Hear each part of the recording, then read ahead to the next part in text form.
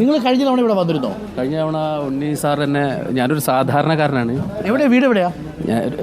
അതായത് പുതിയ village road, ടൗണിന്റെ തൊട്ടപ്പുറകിൽ. അപ്പോൾ ഞാൻ പഠിച്ചിട്ടുണ്ടോ? ഇവിടെ പഠിച്ചാണ്. എത്രാം ക്ലാസ് വരെ?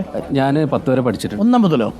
1 മുതൽ 5 വരെ അട്ടമായിരുന്നു. ഞങ്ങൾ എസ്റ്റേറ്റ് പാടിയിൽ കറണ്ടില്ലാത്ത വീടുകളിൽ പഠിച്ചു വന്ന, അങ്ങനെ ജീവിച്ച് ശീലമായി വന്ന ആൾക്കാരാണ് ഞങ്ങൾ. ഇപ്പം എന്താ ചെയ്യുന്നത്? ഇപ്പം ഞാൻ സോഫേൻ്റെ വർക്ക് എടുക്കുന്ന, സോഫ നിർമ്മാണം. ഇപ്പം എൻ്റെ തൊഴിലൊക്കെ നിലച്ചു. അതുപോലെ എവിടെയായിരുന്നു കടയിട്ടിരുന്നത്? എൻ്റെ വീട്ടിൽ തന്നെയായിരുന്നു. ഈ പ്രദേശത്തുള്ള വർക്കുകളാണ് ഞാൻ എടുത്ത് ജീവിച്ചു പോയിരുന്നത്. ഇരിക്കാൻ മനുഷ്യരുമില്ല, സോഫ വാങ്ങാൻ ആളുമില്ല. പിന്നെ സാർ ഒരു മിനിറ്റ്, എൻ്റെ ചെറിയ മോള് ഇവിടെ നഴ്സറി സ്കൂളിലാണ് പഠിക്കുന്നത്. ഇവിടെയോ? ഇവിടെ തൊട്ടടുത്ത ടൗണിൽ. അപ്പോൾ അവിടെ താൽക്കാലികമായിട്ട് ദുരന്തത്തിന് ശേഷം ഇവിടെ ആ സ്ഥാപനം കൊണ്ടുപോകാൻ കഴിയില്ല. അപ്പോൾ എൻ്റെ മോളെ ഈ ദുരന്തത്തിന് ശേഷം ആദ്യ അഡ്മിഷൻ ഞാൻ വെള്ളർമല സ്കൂളിൽ അഡ്മിഷൻ എടുത്തിട്ടുണ്ട്. എൻ്റെ ഏറ്റവും വലിയ ആഗ്രഹം, എനിക്ക് നേടാൻ സാധിക്കാത്ത എൻ്റെ മക്കളിലൂടെ ഈ സ്കൂളിൽ, അത് വളരെമല വില്ലേജിൽ എവിടെയാണെങ്കിലും, ഇവിടെ ഈ സ്കൂൾ എന്തായാലും താൽക്കാലികമായിട്ടേ പ്രവർത്തിക്കാൻ പറ്റുള്ളൂ, മഴക്കാലത്ത് പറ്റൂല. ഇപ്പോൾ വെള്ളരിമല വില്ലേജിൽ പുനഃസ്ഥാപിക്കണം. അതുപോലെ സ്കൂളിനെ പുനഃസ്ഥാപിക്കുന്ന പോലെ നാടിനെയും പുനരുജ്ജീവിപ്പിക്കണം. അതിനിവിടെ എസ്റ്റേറ്റിൻ്റെ സ്ഥലം സർക്കാരിന് ഏറ്റെടുക്കാനോ ഏതെങ്കിലും രീതിയിൽ പഠിക്കാൻ പരിശോധിക്കണം.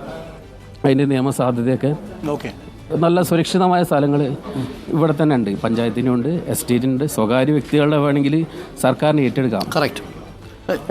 താങ്കളുടെ ഗായകൻ കൂടിയാണ്. ഗായകൻ കൂടി ഇപ്പോൾ വരച്ചിട്ട് ഇല്ല, വിറയ്ക്കൊന്നും വേണ്ട, അതെനിക്കറിയാലോ. ഇത് നമ്മളിത് പ്രേക്ഷകർക്ക് കാണിക്കാൻ മന്ത്രിമാരെല്ലാവരും കാണുന്നുണ്ട്. ഇപ്പോൾ മിനിസ്റ്റർ മുഹമ്മദ് റിയാസ് തത്സമയമുണ്ട്. മിനിസ്റ്റർ ഒരു 2 മിനിറ്റ് ഒന്ന് തുടരണേ. നമ്മളിപ്പോൾ സംസാരിച്ചു, ഞാൻ പേരൊന്നുകൂടി ഒന്ന് ചോദിച്ചോട്ടെ. സുനീഷ് മാധവൻ ഈ സ്കൂളിലെ ഗായകനായിരുന്നു അല്ലേ? ഈ സ്കൂളിന്റെ യേശുദാസാണ്, നാടിന്റെ ഗായകനാണ് സുനീഷ്. സുനീഷിന്റെ പാട്ട് കേട്ട ആരും ഇന്ന് പലരും ജീവനോടെ ഇല്ല. സുനീഷ് സപ്പോർട്ട് ചെയ്യുന്ന നാട്ടുകാരായിരുന്നു.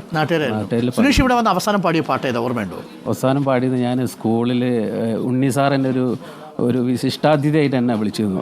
അതായത് സാധാരണ കഴിഞ്ഞ ഗ്രാമോത്സവം, ഇപ്പോൾ ഈ കഴിഞ്ഞ യൂത്ത് ഫെസ്റ്റിവൽ. അപ്പോൾ രണ്ടുപേരും പാടിയിരുന്നു. കുട്ടികളൊക്കെ കുറച്ച് ഉപദേശങ്ങളും കാര്യങ്ങളൊക്കെ. അന്ന് പാടിയ പാട്ട് ഏതാ രണ്ടുപേരും? അതൊരു SPB സാറിൻ്റെ ഒരു മണ്ണിൽ നിന്ന്. ഞാനിപ്പോൾ പനിയൊക്കെ ആയിട്ട് ടെൻഷനില്ല, ഞാൻ മാനസികാവസ്ഥ അങ്ങനത്തെ അന്നത്തെ ഒരു ഓർമ്മയല്ലേ, ആ ഒരു അനുഭവമല്ലേ? നിങ്ങളുടെ ശബ്ദവും നിങ്ങളുടെ പാട്ടും ഒക്കെ നിങ്ങളുടെ നാട്ടുകാർക്ക് കേൾക്കണം. மண்ணில் இந்த காதலன்றி யாரும் வாழ்தல் கூடுமோ, எண்ணம் கன்னி பாவையின்றி 7 ஸ்வரந்தான் பாடுமோ, பெண்மையின்றி മണ്ണിൽ ഇன்பം ഏതടാ. സത്യത്തിൽ ഞാൻ ദുരന്തത്തിന് ശേഷം എൻ്റെ ശബ്ദവും പോയി. സുനീഷ ആ സമയത്ത് പാടുന്ന ആ ഒരു മൊമെന്റ് ഉണ്ടല്ലോ, അതിന്റെ എന്തൊരു ആഘോഷത്തിലായിരിക്കും അല്ലേ ആ നിമിഷം, അല്ലേ? ഞങ്ങളൊക്കെ ഉണ്ടായിരുന്നു, സാക്ഷികളാണ്. ഈ പാട്ട് കേട്ടു അല്ലേ? സജീവമായിട്ടുണ്ട്. കാരണം ഞങ്ങൾ നമ്മുടെ ഒരു വിശിഷ്ടാതിഥിയായിട്ട് ഞങ്ങൾ മൂപ്പരെ ക്ഷണിക്കാൻ കാരണം എന്താ പറഞ്ഞിട്ടുണ്ടെങ്കിൽ, നമ്മുടെ നാട്ടിൽ പഠിച്ചൊരു വ്യക്തിയാണ്.